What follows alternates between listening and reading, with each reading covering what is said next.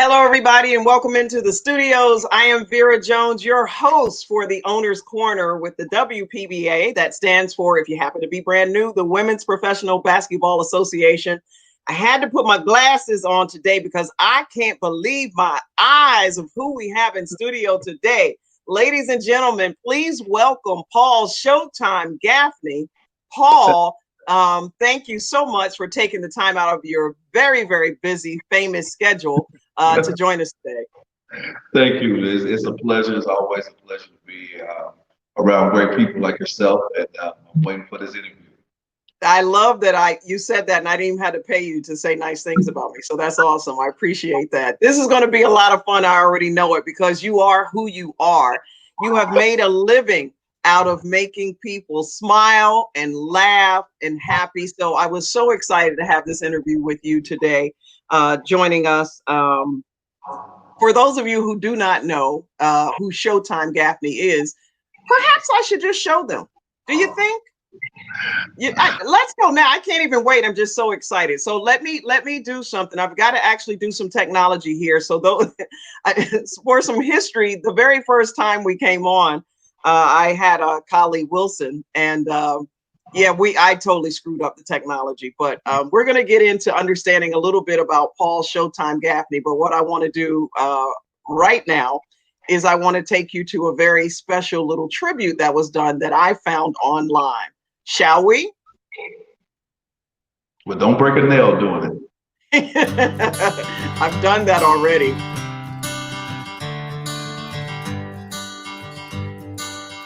So he always said, you playing every show like it's someone's first time seeing it, and you always be best no matter what. You couldn't ask for a better person being a Globetrotter. He did at a high level, always had energy, was always excited to do it. He said one side.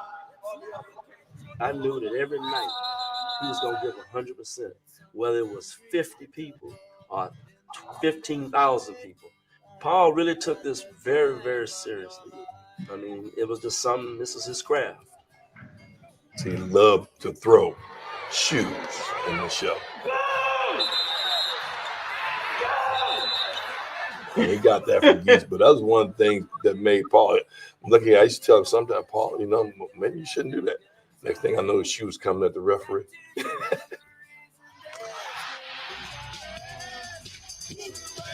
He would always be the last one after halftime to get a layup before we went back into the huddle. Paul was a Nelson Mandela fan. He was very grateful that he met Nelson. And I think, in my mind, that might have been Paul's greatest moment as a Harlem Globetrotter.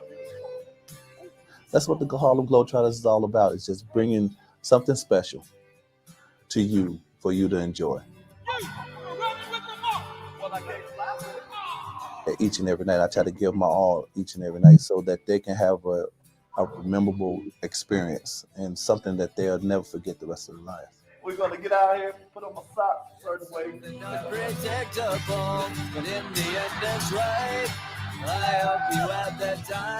He's a constant professional, and I enjoy my time with him.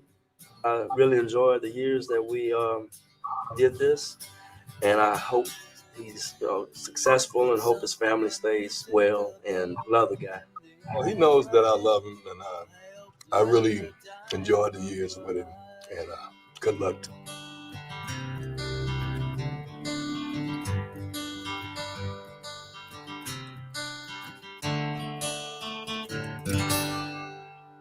I've watched this like a million times. Times. I see you try to kiss the camera just then too. What's that? I see you try to kiss the camera just then too. Yeah. What an awesome tribute. 15 years as a Harlem Globetrotter. Let's start there, if we will, or in fact, take us back. How did you even get there? How did basketball begin for you? Take us on the journey with you from your start to becoming a Harlem Globetrotter. Wow, I wish you'd have asked me this a few years ago. It wouldn't have been that long. It's been a long. Give us the edited version. The edited version. Yes, around about between 6 years old, my aunt, or my mom, was in high school, and there was a guy that was trying to date her, but she was always with me and always protecting me, always been around me. And he knew that if he got close to me, he can get close to her. And so Uh-huh. he was a basketball player. He took me to the park, taught me how to play basketball, taught me how to shoot. And it didn't work out with that, but it worked out for me in that instance. And then, getting a little older, around about, I guess, 10, it was a girl that was on our block that was a little bit older than me, probably about 2 or 3 years older, but she was a superstar. Her name was Margaret Harris, and she can play. I mean, she went to Oral Roberts, Uh-huh. scholarship to go to Oral Roberts, and and I asked her, I said, "Hey, what is a point guard? What is the shooting guard? What is a forward?" And she used to just play with me. She used to play and teach me how to play, and basically that's how I got started. And I got my competitive nature really from my two best friends that are like my brothers, are really my brothers, Derek Cal and Gary Amos, and being competitive with them, and we grew up together. Derek was the oldest out of the three, and then Gary, and then myself. So I was a baby of the bunch, a year behind, year 2 years behind them, and I had to keep up. And so they really made me love and have a passion for the game. And so from that standpoint, I went to high school, was verbally signed to go to University of Kentucky. Um, Eddie Sutton came in, and Joby Hall Hmm. retired. So things happened that way. I got back together with my brothers at Tennessee Hmm. West University. Came All-American. My agent was in Houston, Texas. Uh, Okay. I went to Houston, got down there, and was going to Seattle for free agent, free agent Okay. camp, the Hmm. Supersonic. It's been a long time when you talk It's about the been a Super. long time when it was the Supersonics. That's right. Went down there and got hurt, and the I knew it was some players that was on the Globetrotters because at Fondy Rec Center in Houston, Texas was a place where Akeem Olajuwon, Kenny Smith, uh, Hardaway, everybody that came in, played summer league, played work out there, Charles Barkley, everybody. And so guys that play overseas, Hmm. I play with the Globetrotters, any professional guy rather. When you got your run in and got your training with, during those time at Fondy. And so the coaches from the Globetrotters and the players like, look, won't you come to they invited me to come to camp. Hmm. Went to camp, and I was telling them, I said, I'm not, I don't know how to spin the ball on my finger or, throw, but I knew I could some fancy passes. But other than Uh-huh. that, it was about a week in, and I was saying, okay, where's the jokes? Uh-huh. What's going on? I mean, we were running on the track, uh, everything, because there's guys that were college All-Americans. There was Hmm. guys played a professional other places. Were there Hmm. for the tryouts. So it's three things that the Globetrotters look for: is Hmm. first, can you play? You can spin the ball on your finger, throw a pass, but the ball has to go through the hole. Right. And so they look for great players. Now, if it's two players or players that have the same talent level, they look to Hmm. see your personality. We Okay. don't, nobody want to kick the Pope in the leg or smack President. So you got to make sure your personality is correct. And Hmm. thirdly, what do you bring to the Globetrotters? We Right. had the Wild Thing Wilson from Memphis that he Hmm. jumped. He's in the Guinness Book of World Records from jumping 12-2, dunking the ball Woo. 12-2, and her flight time lane, and countless others. Bear Hardy, before Vince Carter put his arm in the rim, he was putting his arm in the rim. And, these guys jump so high, they got freaking fly miles when they came down. For those guys and be for the being the Globetrotters, and my personality and how I interact with people and how I lead. That was my niche, and I was the youngest Globetrotter in my not even the whole year be able to be in the footsteps of Mellard Lemon, Goose Tatum, Yeah. Osby, Sweet Luke Dunbar. I Yeah. was what they call the master showman, and Hmm. so it was great. It was a great time. great time. So I think I speeded that up a little bit. So Yeah, no, it's a great, I mean, I was following every bit of it. My cheeks hurt just from smiling. I grew up and had an opportunity. I mean, I kind of grew up on the Harlem Globetrotters. You know, every time they would come to town, I grew up in the Washington, D.C. area. So we'd go downtown. You know, Dad would get us tickets, you know, when he could, and we'd go and see it. And it was just awesome, you know. So and just even I almost started to whistle the theme song. You know, we would be in the driveway, you know, playing, putting the ball behind our back, spinning the ball on our finger, and you know, it's just warm memories for me with the Harlem Globetrotters, and you all have touched so many lives. How many places have you traveled? I mean, that had to open up your real frequent flyer miles. oh, for real. I traveled to over 93 countries. I've Wow. been around the world completely 3 times. Uh, Holy smokes. you know, I traveled and I enjoyed myself. It was a great time. It was I had great teammates. I mean, the 15 years I was there, a few of them basically stayed the same time or came in, Hmm.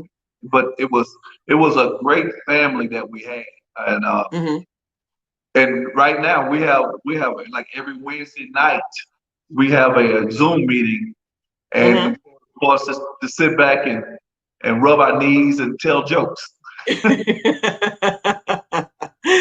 Now, how did you? I guess I'm going to cross over because you know we're here with a brand new opportunity, and you bring so much to the Women's Professional Basketball Association. How did you get started? How did you even stumble into this wonderful initiative that will be taking place next year? Well, you know, the commissioner, Hmm. she called me. We crossed paths some kind of way, and I don't remember exactly how. Hmm. And telling about the new league, and I had a league before, playing a males league, but you know, like I said earlier, I had women in my life that helped me during this game, Hmm. and I have stepsisters and sisters that and family members that played that were ladies that played the game, and you know what was great about them was that you have them on a court and they pull their hair back and they're going to give it to you. They're going to play. They're going to play hard. You're going to find out they're going to play with great fundamentals. And Yeah. then go into the locker room, take their hair down, put the shoes on. You're like, wait a minute. Is that? Yeah, right. So, you know, with that and with that kind of background, it was just a perfect fit for me to come Hmm. in owner with the WPBA, and I'm enjoying, you know, the other owners and getting to know Hmm. them. And I think we got a great crew of women that we already picked up. We got Hmm. girls from University of Kentucky right now, Yeah, Union. talk about your team. Talk Yeah. about your team. So we The have, I mean, Tennessee. yeah, we have a lot of girls right now. We have 6, basically, a couple of them played in the WNBA already, but they all Hmm. played overseas or playing Hmm. overseas. And I'm excited. I mean, we're coming with some great talent, and then we're having a tryout and in January, the last weekend in January, to pick up the rest of the crew. And I think Okay. it's going to be great. It's a great competition. I've seen some of the other teams have played. You know, they've been together a little bit before they came in, and we're a new team. And I got to Hmm. see the players, and it's going to be competitive each and every night. So I'm going to enjoy it. I'm gonna enjoy it. I'm gonna try to just get my popcorn and my drink and Hmm. stay cool, but I know I'm not. Right. Not. Right. So your team is the Tennessee Conductors. So if we have any Lady Vols out there, or I guess sheesh, you have a lot of talent to pull from in that area. But the Tennessee Conductors, and I always try to make sure that people that are watching can get educated on the teams that are out there. So if you're in that Atlanta area, your team will be the Atlanta Monarchs. The Richmond Roadrunners, so folks up in that Virginia area, there's going to be a team there with you. Couple of teams in Georgia, the Georgia Soul, as well as the I'm missing one. I already said Atlanta Monarchs. That's right. Greensboro Chaos, yes. Also the Tennessee Conductors with Paul Showtime Gaffney as owner. Philadelphia has a team, the Philadelphia Rain, the Mississippi Eagles, and if you're in Carolina, the Carolina Upstate Thunder actually is the team that's there. And so very well versed, geographically more of the eastern seaboard and the southeast a little bit. So and a lot of talent from what I'm talking about. That is one of the big pushes of the league. They've been talking about just how much talent it is. Not a competition with the WNBA, but some former WNBA players or WNBA players that wanted to be and maybe didn't make the cut, players that have played overseas. So one of the things is the level of competition. Can you speak to that a little bit of how much talent you're expecting this league to have? Well, I not only expecting, but seeing it right now. You got these girls that be coming fresh from overseas, fresh from playing in working out combines, coming out of college. Girls that are hungry, girls that are very talented, girls that are want to raise their level of play. And this is a true statement of iron sharpens iron, because you're going to have girls like the same caliber all over. And a lot of during the summer, I can guarantee that some of them will be called up to the WNBA. I believe that a lot of them will get better looks for overseas teams because the league is well put together. Did you see the promo at the beginning of this interview? I mean, first class.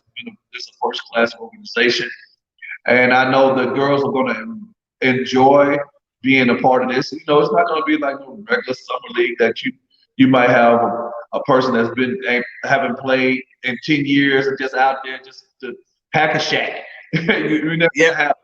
You're going to have to let your shoes up every night. I'm smiling because you're being corrected. You're a man in the league, and you so let me school you. Let me school you a little bit. So these women do not like being called girls. So I just I'm going to be politically correct. I'll hold back. So thank you. We got a little comment there. Thank you, Anita, for pointing that out. But I got you. There's a lot of talent with these women. I'm gonna tell you like this: when you over 50 and they under 30, those are girls. I got it. From the man's perspective, I got it. All right. We're coming in those leagues. So you can count me in, you can send me a little check or something on the side later for be like, I'm glad she gave me that little tip. Well, these women. Right. Get it right. Showtime. Yeah, they're young women and they're talented and they're. I enjoy our meetings that we have with the Tennessee Conductors group, and these young ladies are definitely well versed. They are doing several great things. I mean, they're doing tour drives, they're doing stuff in their cities, they're helping schools and things of that nature in the cities. They're going to come down here. We're going to run camps together. We're going to be out in the community. And I'm just excited. I'm really excited about these young ladies doing great things, not only, on the court, but things they do off the court. Yeah. And that's one of the things that the league prides itself in, as we've had the commissioner, Tamika Milburn, on, as well as colleague Wilson, the deputy commissioner, and talking about the fact that this is just really an opportunity to be a community-centric league that focuses on not just playing basketball, but being role models in the community, being active in the community and getting people involved. And the nice thing about that is there's a business perspective to that, because it gets people that are like, oh, I want to go see my friend, play, or I want to go see, the player that I look up to. I want to go and see her basketball game. So it's nice to have that relationship there. Do you have anything specific that you're planning or that you are hoping to see in terms of your community development? Well, being in Cleveland, Tennessee, where it's going to be the home of the Tennessee Conductors, we're planning on a tour drive at Christmas time. And anything that, during this time of 2020, help kick 2020 out the door. Even though it's been some bad things that have happened. There's also been some great things that happened. Yeah. Like the WPBA came about, been about. We didn't get to play at the beginning of the season, but I think we have grown a lot during this time of growth. And so we're happy about that. And I think we'll just start doing as much as possible in the community and to help different organizations. Good, good. So let me ask you this: with all of that knowledge and experience that you've gained from being a Harlem Globetrotter for all of those years, what translates into becoming an owner with this league? You know, what is it that you can bring in terms of that knowledge base? Is it knowledge of how to grow an audience with the showmanship and all of the things you did? Is it just the knowledge of just the play? Because you talked about the level of play changing. I would think that you bring a lot of different thoughts into this organization. Well, the game is a bunch of different things that happen. I was with a organization that really presented top talented athletes that can entertain. Right. And so the entertainment part, we definitely going to have the entertainment part. We're definitely going to see top athletes. Let these women show their talents. But then you look on it as a former player, you know what players like. Yeah. And you can see how on the business side, that the business piece, people are able to do things to better what the situation is, whatever is going on, to make sure that we do things on a top-notch level.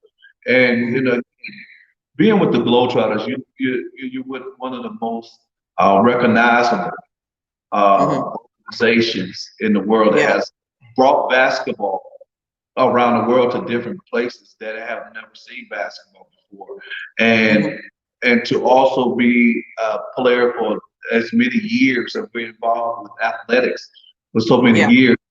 You just bring just a sense of my coaches tell us all the time, I forgot more than you will know. And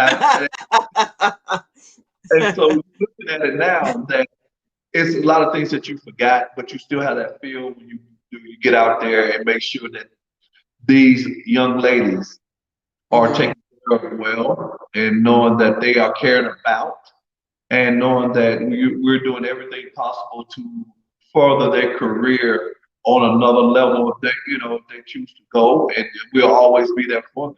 We create that, really create a family atmosphere that we need to have.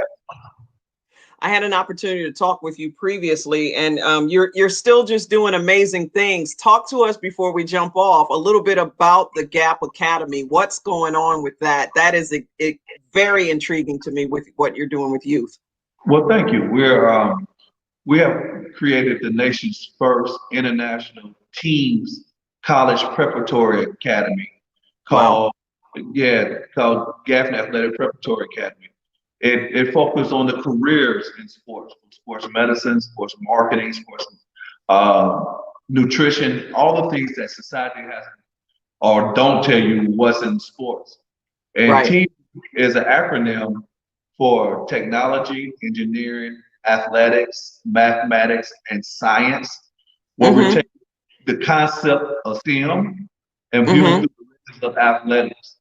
So with this type of school, once you leave there, we're just going to give you a pathway. We're preparing sports enthusiasts for college careers in life. And one of our slogans that we say at Gap is, legacy begins here. And we try to create a legacy on and off the court, because even though that you want to go to the, make it to a professional level. Sure.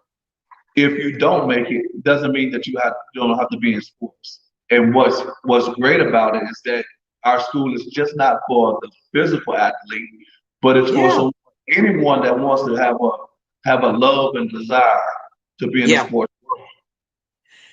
Being in the sports world, by far, a labor of love. I started playing when I was 5 years old and started broadcasting when I was 6. to hear me tell it, right? Because I retired after 30 years, right? So I was only 6 when I started. Right. Yeah, and it is. It's a labor of love, and it's hard to get away from it. And it's so important that we're educating youth that you don't have to be a star athlete to love sports and be around sports. There is everything from the statistician side and the now with all the technology. Right now, we're doing a broadcast. You know, you may want to be a broadcaster. We talk about this all the time. You know, you may want to coach. You may want to get involved in administrative. You may want to become a business owner, a team owner. You might want to be involved in marketing. There's so many facets, just like any other industry. Athletics offers it all as well. So good for you getting young folks educated on that. You know, one of the biggest things in that is, and my pastors, I have 2 big pastors that are big mentors and family members, but they all preach the same thing, that it's all about the next generation. Yeah. It's all about the next generation. What can we do to better the next generation that comes up? You know, Yeah. I was there, wasn't a lot of things that people wasn't there. Haven't been to that kind of success in athletics. So, you know, we gotta teach, even through training and development, how to dodge some of those potholes that my knees are scarred up on, head scratched, that, you know, I fell into, that we're able to let them go past that and to see the bigger picture and seeing how that they can do so much more, that once the crowd stops cheering, Yeah. you can continue on doing what you love to do and being in that game. That is so awesome. So awesome. There are a lot of you hear the stories of a lot of NBA players and NFL players, you know, people in sport that you get off of the big stage and you didn't really prepare for what's next. Those knees only last for so long, right? And it's nice to know that you have something that you can fall back on. Well, before we one other thing quick, you know, I really want to, people that's out there that have professional people that's been out there, it's just to understand, because it's almost like a big divorce when you leave the game that you played all your life. You know, you'll see, I can say us athletes that have gained a little weight, because now you're not preparing for the next season. You're not preparing for that young guy that's coming up, or that young lady that's coming up. You say, wait a minute, I don't have to train like this no more. He's like, don't train at all, but continue doing what you're doing. But I want people to really understand, let them have some time. Any player that's out there, take 6 months once you retire, or whatever happens. Take 6 months and just relax and just see how God leads you into other things in life. Great advice for former athletes. Great advice, actually, for anyone that's out there that's been in any endeavor for so long as they get ready to retire.